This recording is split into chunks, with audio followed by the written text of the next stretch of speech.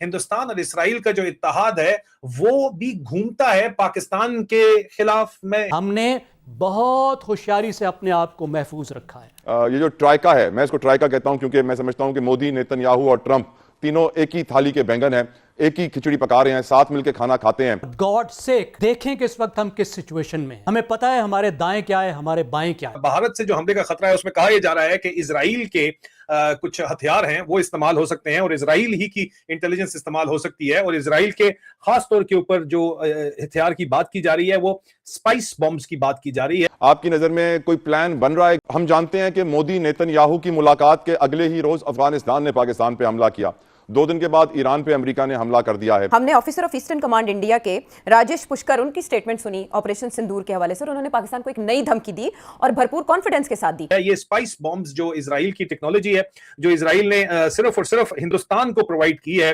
हिंदुस्तान को एक्सपोर्ट की है और कहा जा रहा है कि हिंदुस्तान जो है इस टेक्नोलॉजी का इस्तेमाल कर सकता है। ब्रिगेडियर साहब, मुझे एक बात तो बताएं कि 2 दिन से गोदी media led by Arnab Goswami, Gaurav Arya, ये बड़ा चैंचै पैंपै कर रहे हैं, बहुत चैंचै पैंपै कर रहे हैं कि ऑपरेशन सिंदूर जो पॉज किया हो तो उसको रिज्यूम कर। हमें मालूम है हमें इसराइल से कितना खतरा है। इसराइल आ जा रहा है हमारी तरफ। कहां गया हुआ था वजीर आजम भारत का मोदी? किससे मिलकर आया है? किसके साथ उसके मुआहदे हैं?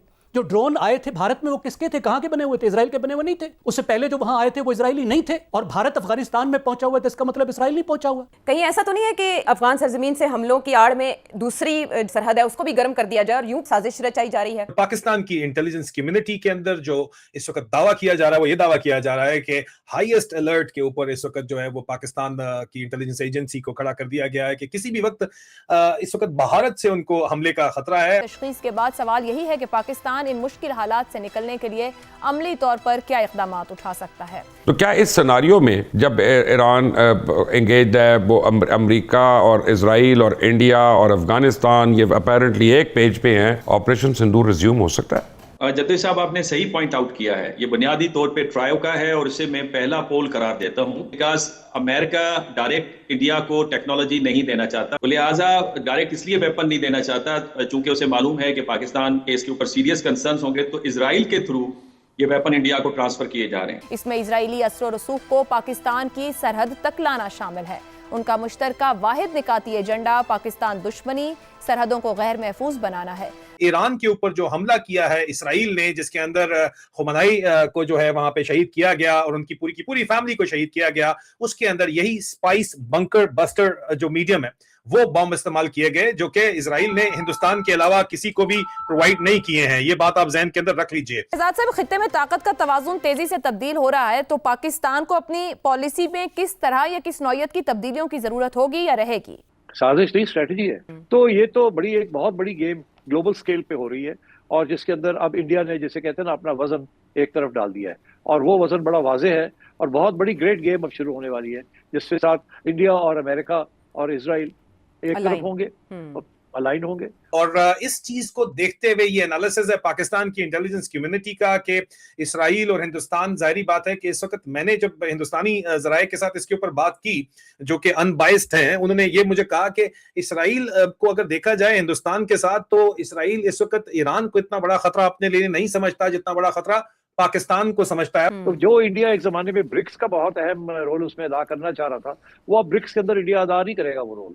इंडिया अब क्वाड के अंदर वापस जाएगा और इंडिया अमेरिका के साथ और करीब होगा। हमारी फॉरेन पॉलिसी होनी चाहिए कि हमारे बॉर्डर्स के अंदर, पहली बात बॉर्डर्स सिक्योर होने चाहिए, उसके बाद अंदर यगानगत, यकजहती और इस्तेहकाम, ये 3 चीजों को इन मुश्किल वक्तों में हमने इंश्योर कराना है। पहली दफा कोई भी इंडिया का प्राइम मिनिस्टर यरूशलेम गया है और बेंजामिन नेतन्याहू बहुत ज्यादा खुश था उसके ऊपर कि यार उसने शुक्रिया अदा किया इसका प्राइम मिनिस्टर मोदी का कि आप यहाँ पे यरूशलेम आए हैं। मुझे इस बात की खुशी है, कभी भी इंडियन प्राइम मिनिस्टर नहीं गया। आप अभी भी जो है राहुल गांधी के या गांधी के ट्वीट्स उठा के देख लें, वो इसमें इजराइल के खिलाफ है। तो ये तो बहुत बड़ी अलाइनमेंट एक होने जा रही है और सबसे बड़ी जो चेंज आ रहा है वो इंडिया की जो फॉरेन पॉलिसी के अंदर अब आएगा। इसीलिए इंडिया कुछ अरसे के लिए चुप था, फैसले कर रहा था कहाँ जाना है, कहाँ नहीं जाना, किधर रहना है, किधर नहीं रहना, और उन्हें इस बात का एहसास हो गया कि अब वो जो न्यूट्रल, वो जो रहना चाह रहे थे, नॉन अलाइंड, वो दरवाजे बंद हो गए। तो इसी तरह आपके जो दोस्त हैं इधर, mister Modi, who was the last person to see Netanyahu before the war, आशीर्वाद देने गए थे।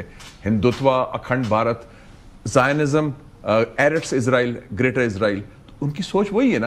अब अलाइन करना पड़ेगा, और उन्होंने यही फैसला किया है कि वो अलाइनमेंट जो है अमेरिका और इसराइल के साथ होगी है। तो जब आप ये कह रही हैं कि दोनों फ्रंट्स की बात कर रही हैं, ये बिल्कुल ऑन द कार्ड्स है ये, और इसका जो एम है वो है कि पाकिस्तान को भी कमजोर करना और चाइना को रूट्स से महरूम करना, सिपेक को भी नहीं चलने देना और दूसरे रूट्स भी जो बना रहे हैं उनको नहीं चलने देना। उसको छोड़ो आप यार, आप बीजेपी की अपनी आइडियोलॉजी उठा के देख लो। अटल बिहारी वाजपेयी का रिकॉर्ड के ऊपर बयान है, जो कि आइडियोलॉजिकल फादर थे नरेंद्र मोदी के, कि जनाब ये जो जमीन है फलस्तीन की, इस पे इसराइल ने कब्जा किया हुआ है।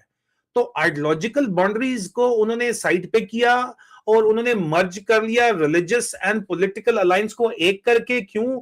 क्योंकि हिंदुस्तान के अंदर पाकिस्तान को बेचा जाता है as a enemy, and China भी कॉमन थ्रेट के तौर के ऊपर देखा जाता है। पाकिस्तान को देखना पड़ेगा कि अब वो क्या करेंगे, क्योंकि इस वक्त तो पाकिस्तान एक तो अमेरिकन कैंप में है, दूसरी तरफ वो चाइना कैंप में है। इंडिया ने तो छोड़ दी ये बात, दो कैंप्स वाली, रूस का कैंप और अमेरिका का कैंप, उससे फैसला कर लिया किस कैंप में उसने जाना है। अब पाकिस्तान को भी देखना पड़ेगा कि वो क्या करेंगे।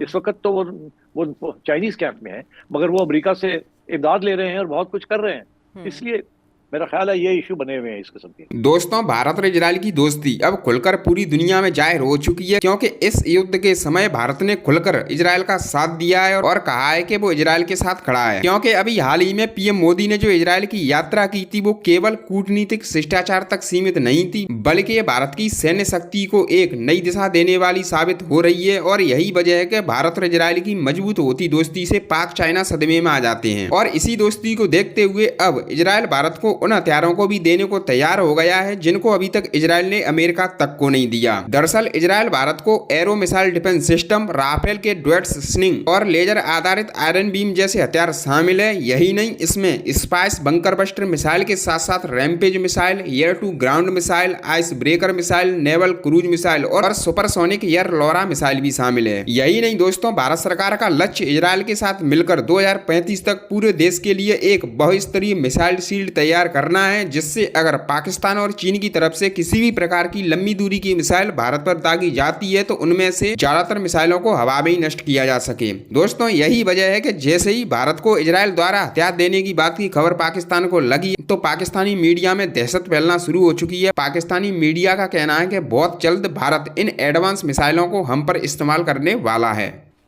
ऐसे में सेठी साहब दो राय सामने आ रही हैं। जब तस्करा इसराइल का हो ही गया तो कुछ एनालिस्ट इसे यूं भी देख रहे हैं कि नरेंद्र मोदी को ये पता चल गया है कि इसराइल अमेरिका की दुखती रग है और वो इसराइल के थ्रू अमेरिका तक एक्सेस या अपने लिए नरम गोशा पैदा करने में कामयाब हो जाएंगे। जबकि टकर कार्लसन, जिसका जिक्र आपने पिछले शो में किया, जिन्होंने हकबी का इंटरव्यू किया था, वो ये कह रहे हैं कि इसराइली क़यादत भारत के साथ इसलिए ताल्लुकात बढ़ा रही है कि क्योंकि अब इसराइल अमेरिका से दूरी इख्तियार कर रहा है, अमेरिका के अंदर जो राय अमा इसराइल के खिलाफ पैदा हो रही है उसकी वजह से। ये दो मुख्तलिफ नजरियात हैं, जबकि आपकी थ्योरी ये कह रही है जी मुख्तलिफ नहीं है।